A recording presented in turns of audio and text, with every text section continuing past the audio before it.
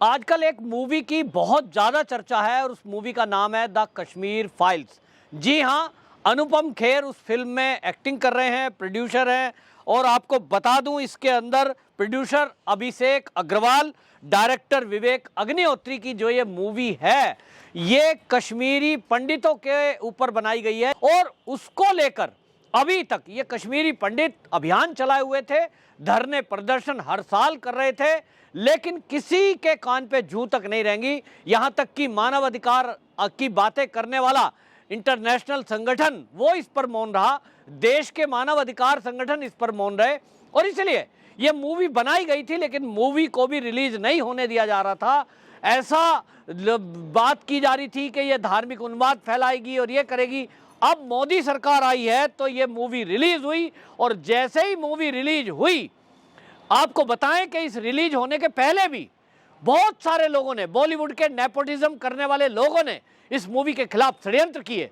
और कपिल शर्मा शो को लेकर जिस तरह की बातें उठी, तो उसमें निकल करके आया कि भाई उसके पीछे तो सलमान खान है, उसका प्रोड्यूसर है, तो इस फिल्म का प्रमोशन नहीं करने दिया।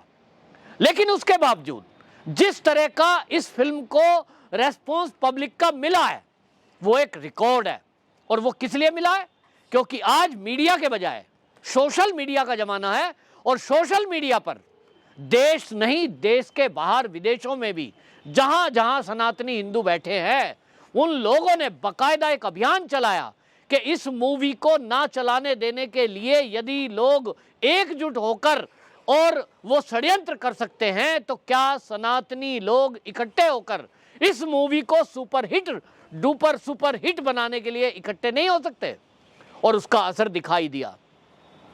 केवल 2 दिन के कलेक्शन का, 2 दिन इस मूवी को, आपको बताऊं, जबकि इसको हॉल नहीं मिले। इसको सारे जो हॉल हैं, पिक्चर हॉल हैं, उन्होंने चलाने की अनुमति नहीं दी, बहाने बनाए, क्योंकि उनके पीछे वो बॉलीवुड का खतरनाक गैंग है जो केवल नेपोटिज्म करता है। उसके इशारों पर मूवी रिलीज होती हैं।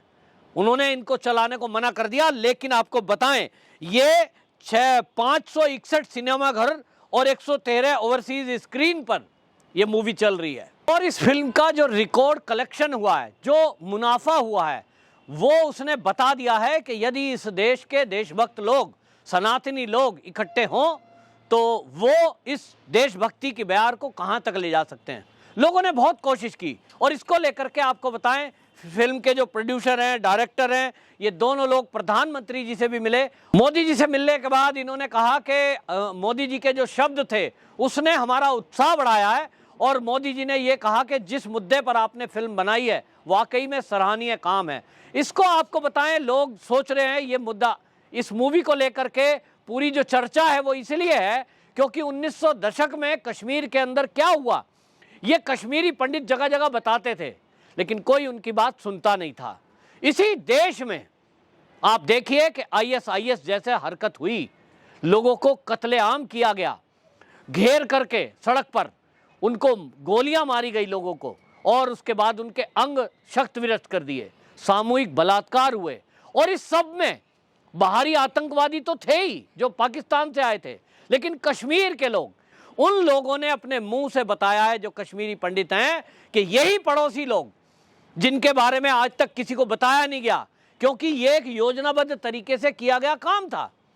ये एक तरह से गजवाए हिंद का एक पार्ट था, और हमको पाठ पढ़ाया गया कि यहाँ सब जो है भाईचारा है, कश्मीरियत, जमहूरियत सब एक है, इस तरह की बातें बताई गई। किसी ने कश्मीरी पंडितों की बात नहीं सुनी। इसको लेकर के अब जो ये मूवी बनी है, जो भी इस मूवी को देख के आ रहा है, वो कहता है कि मूवी देखकर रोंगटे खड़े हो जाते हैं।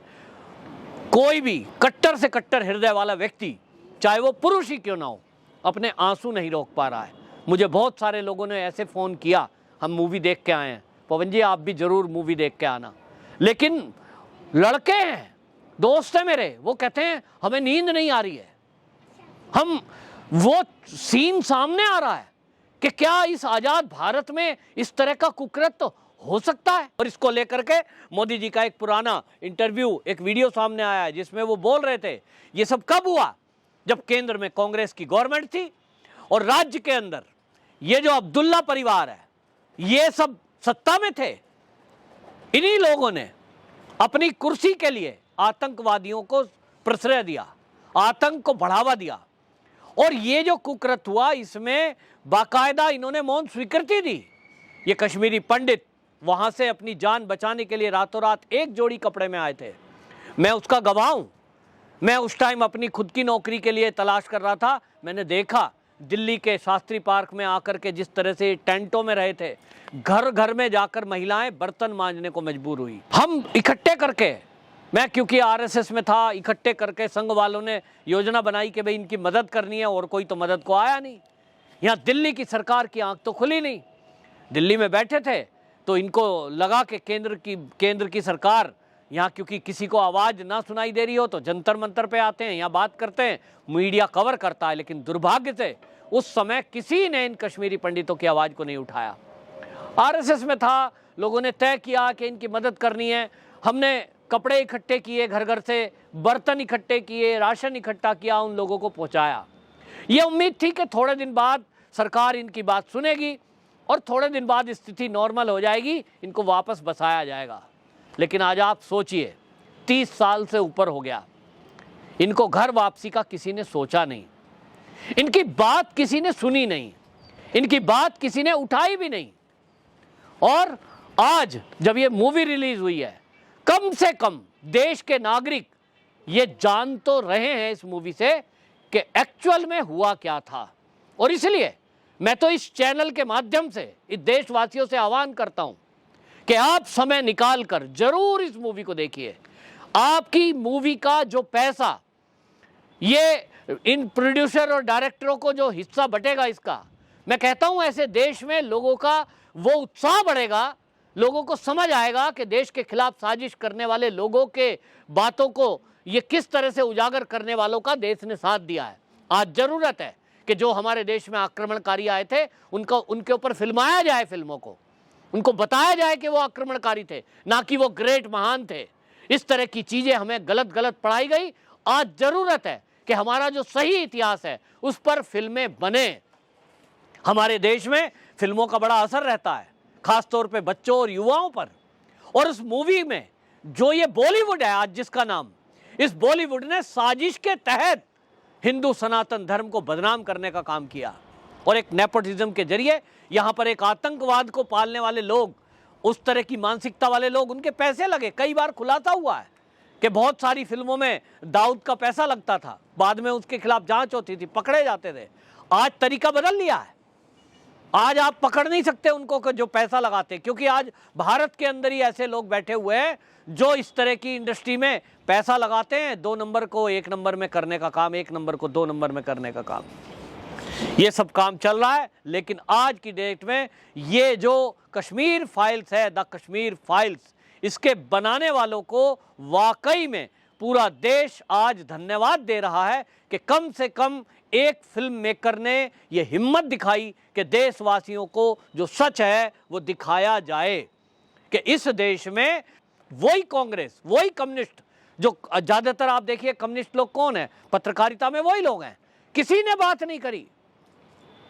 राम मंदिर पे सवाल करेंगे, योगी जी पर सवाल करेंगे, वो जो है गौ रक्षक के नाम पर जब किसी को थप्पड़ चाटा लग गया उस वीडियो पे हल्ला बवाल करेंगे, लेकिन वो बात नहीं करेंगे तो कश्मीर पर बात नहीं करेंगे।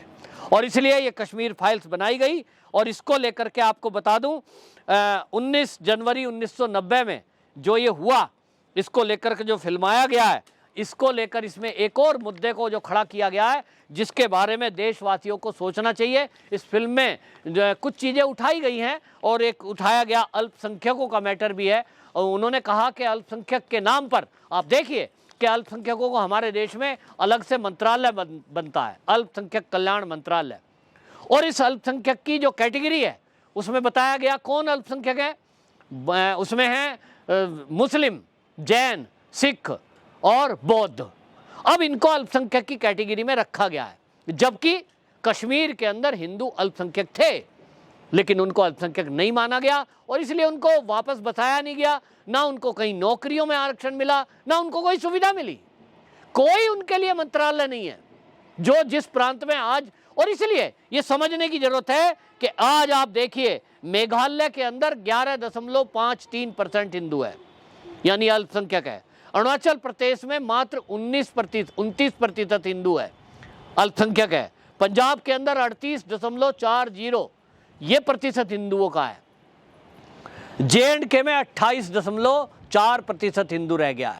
लेकिन अब ये समय आ गया है कि अल्पसंख्यक को लेकर दोबारा से परिभाषित किया जाए और इनको किसी विशेष धर्म को ना देखकर ये देखा जाए कि कौन किस राज्य में अल्पसंख्यक है, उसको उस तरह की सुविधा दी जाए। ये भी ज्वलंत मुद्दा इस फिल्म के जरिए उठाया गया है। बहरहाल ये जो मूवी बनाने वाले हैं इनको एक तरफ से सलाम, और जो लोग इस मूवी को हिट और सुपरहिट करने के लिए अभियान चलाए हुए हैं सोशल मीडिया के जरिए, उनको भी धन्यवाद है और इस चैनल को भी धन्यवाद है कि इन्होंने कम से कम इस मुद्दे को उठाया।